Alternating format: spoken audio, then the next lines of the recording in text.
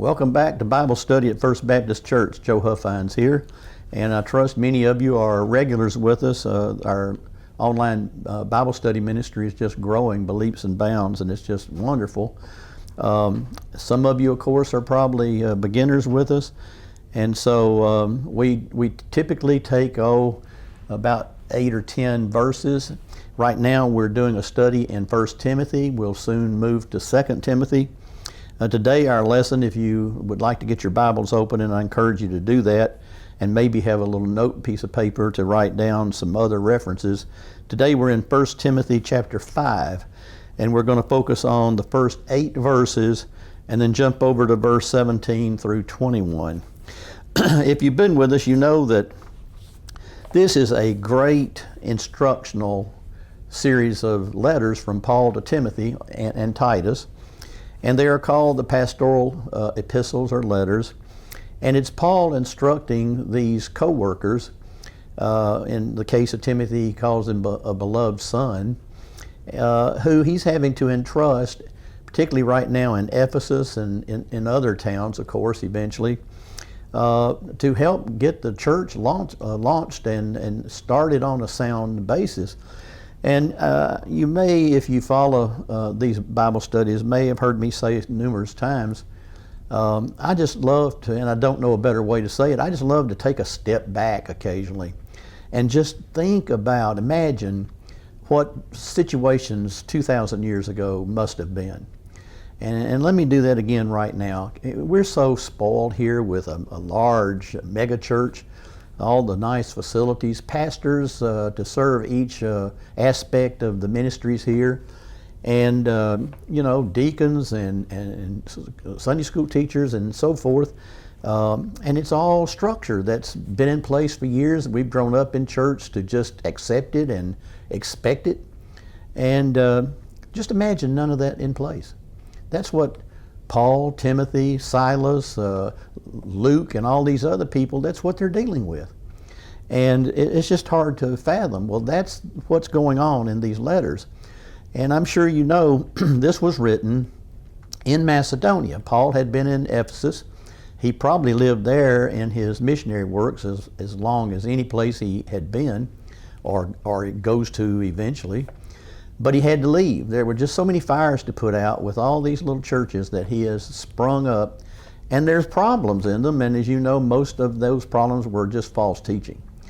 Judaizers trying to make people adhere to the old laws and the Old Testament. Some people from pagan cultures that were just doing all kinds of crazy things. And it was infiltrating these churches because they didn't simply know better. They didn't necessarily seek to get into some crazy things. They just didn't know how not to. And so God bless Paul, and then he commissioned some of these other men to help him, and that's what these letters are about. Now imagine also young 30-year-old or so Timothy going into these environments, and there's some tough persecution going on to these young Christians. He's awaiting further instructions from Paul, what he's to do with situations that are arising in these churches. Just imagine all of this. And we get a great appreciation for what we're studying now.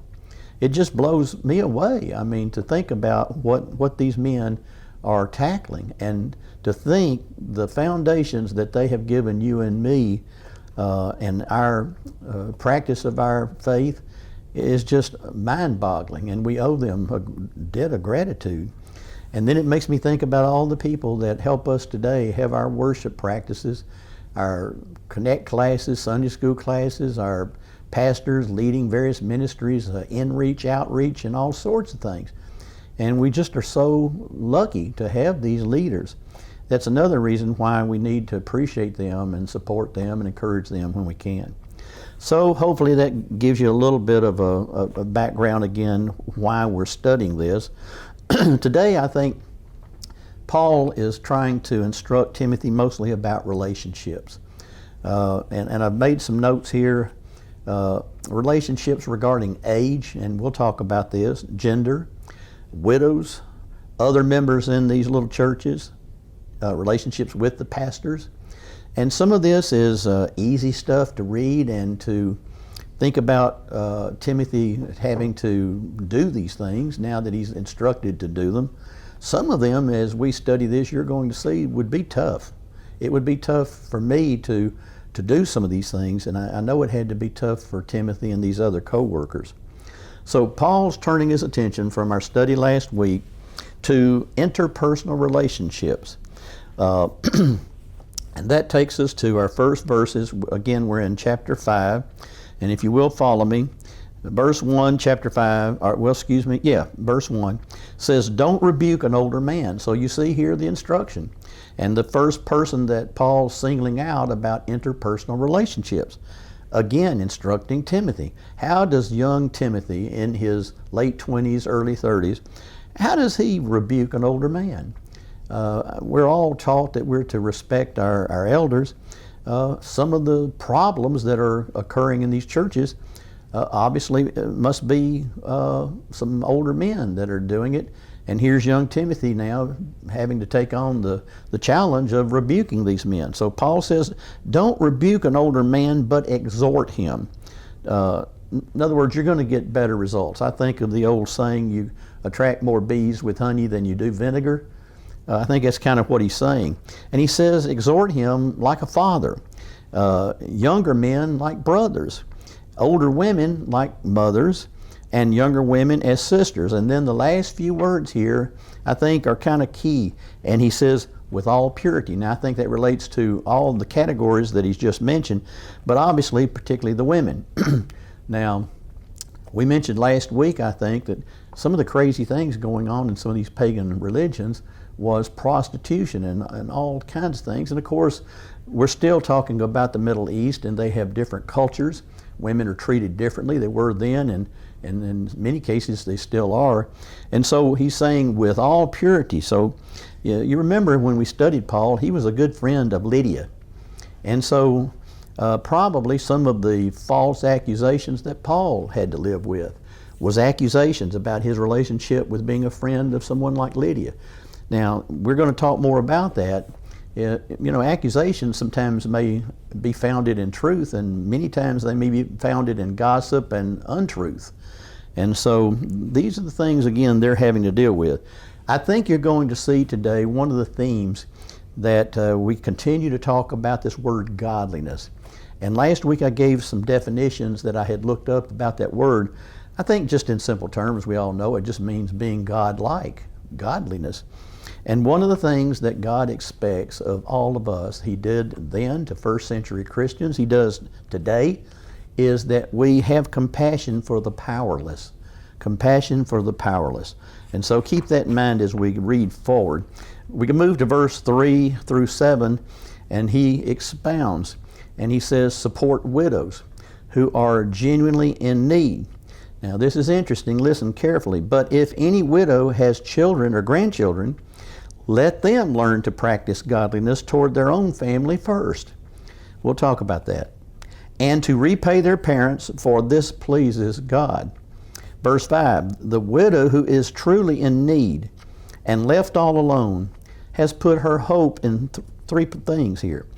Put her hope in God, continues night and day in her petitions and prayers, and her self-indulgence and diligence her diligence in praying. But then he says, however, she is dead, meaning spiritually, even in self-indulgence, even while she lives. So he's saying there are widows who are just taking advantage of the situation. So the point he's making here is people who are genuinely in need, we need to take care of those people and their needs. It's a good time to mention, of course, in this church and perhaps churches that some of you may attend elsewhere, most churches have something, we call it benevolent fund, and it's for those kind of needs. But there's always people who will abuse anything. I've taught Sunday school here over 30 years. I'll never forget, probably 20 years ago, a couple came into the class. The man was rolling the lady in a wheelchair, certainly not suggesting she didn't need that. But to make a long story short, we learned later that what we had done is out of our heart and our interest in showing kindness to people in need. We took up right there that morning a little offering and sent them on their way with that offering. Well, we come to find out that they were going into multiple classes, multiple churches in the community, and this was basically a scam. So we learned that what we need to do in those cases is first tell people like that, send them to someone in the administration of the church who knows these kind of things in interaction with other churches and can further look into the integrity or lack of integrity of these needs. So it was a good learning experience for all of us. But there are people out there, unfortunately, that will take advantage of people trying to help the needy. So this is one of the things, again, that Paul's trying to teach young Timothy. Again, I think of Timothy out in a church or two in one of these little towns like Ephesus, maybe a congregation each of 15, 20 people. Some of these churches we learned were 100 to 200 people, but still quite a challenge. And then verse 7 completes these verses, and it says, command this also. So Paul, again, is not mincing words. He's not just suggesting this, he's commanding this to Timothy. And again, he knows Timothy last week was described as trustworthy. Paul knows he can trust Timothy. So Timothy's getting this letter from Paul, and he's saying, command this also, Timothy, so that they will be above reproach. So he's just giving some good sound instruction. The key point here is, of course, that God cares about the helpless. Back in Paul's day, society did not necessarily provide some kind of safety net for people like this, particularly widows and orphans, people unable to care for themselves. So today, we have a lot of social services, church services that help people. But back in that time, these people were just on the street, just fending for themselves. So this was one of the things that Christian churches were taking to heart, to help these kind of folks. You'll find some of these stories, by the way, in the Acts of the Apostles.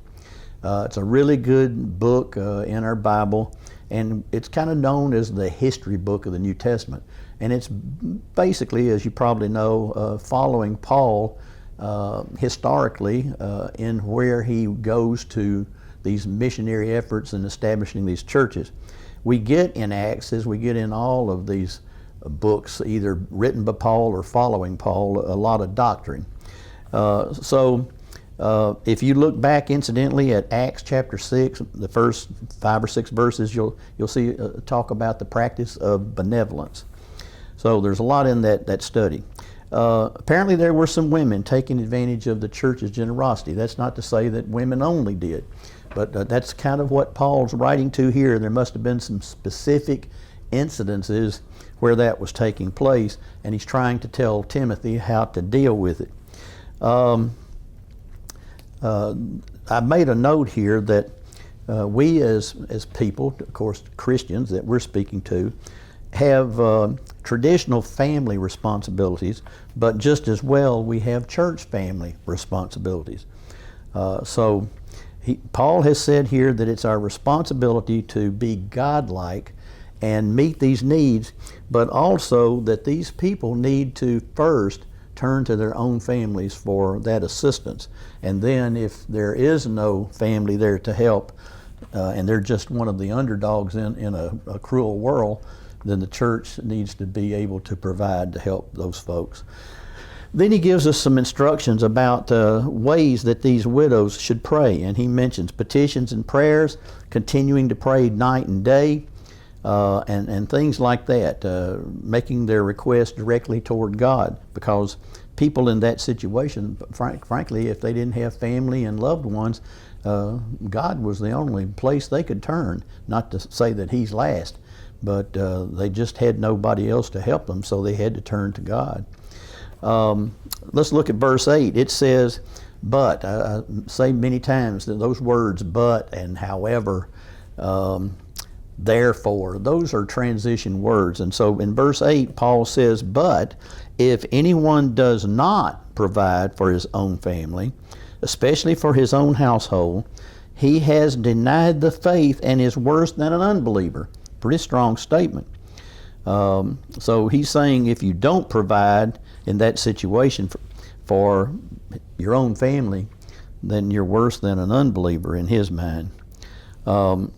Let's move on. We go to verses 17 and 18. It says the elders. Now, in the last few weeks, at some points we mentioned elders as what we would call deacons in this church. Here, I think he's referring to elders as pastors.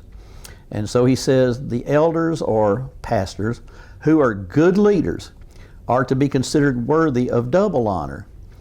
Why? Especially those who work hard at preaching and teaching. We are so blessed here in this church. I'm just amazed on Wednesday nights when our senior pastor does some teaching. Now he has traveled the Holy Land and the Middle East as well as the whole world many times, and he has some extra insights from that. But of course he's divinity trained, and he's somebody that's pastored for many years and is a hard worker, and the insights that he gives when he teaches is just overwhelming. I just love listening to him. And Paul's saying that one of the special responsibilities that pastors have is not only preaching but teaching. In verse 18 he says, for the scripture says, and it's a little metaphor, do not muzzle an ox while it is treading out the grain, and the worker is worthy of his wages. I won't spend a lot of time on that. I think he's just saying don't put blinders on the ox to where if there's some grain or some foliage that is kind of fallen by the wayside as they till the land, that don't deny the ox that's working so hard for you to bend down and get some of that. And it's just a metaphor related to what Paul's teaching us about interactions with people. So different times we use the word elders, referring to them as pastors. Sometimes here in this study as overseers. Other times it refers to them as bishops, elders, and shepherds. In this case, I think elders, he's talking about pastors. And if you've studied the New Testament and a lot of Pauline writings, you know that two of the churches that Paul seems to write about and having to handle problems the most is Ephesus and Corinth. Well, in my mind, and this is just my own speculation, there's a reason for that. Number one, they're large cities. Corinth was the capital of Greece for many years before it moved to Athens, and it was the bigger city for many years. And you probably know in Corinth they built a canal because silting took place as it did in Ephesus. And I'll mention that in a moment. But they were towns on the sea. And so when you get those kind of towns, you get sailors, you get all kinds of transients and trade and all kinds of things, large cities usually. And with those things, many times comes crime and all kinds of things, like all kinds of crazy religion and so forth. And so Paul had to really teach and preach and struggle with Corinth and Ephesus. Ephesus was the same thing. Today, the city by a different name that's located where Ephesus was is 8 miles from the sea. But back in Paul's day, that was right on the sea. All of that has silted in all the years since. So Paul, I think, understands personally how people with less than righteous intentions sometimes can cause problems, and even for pastors. And that's one of the things he's instructing Timothy here. Again, I say, can you imagine how hard it would be for Timothy to deal with that?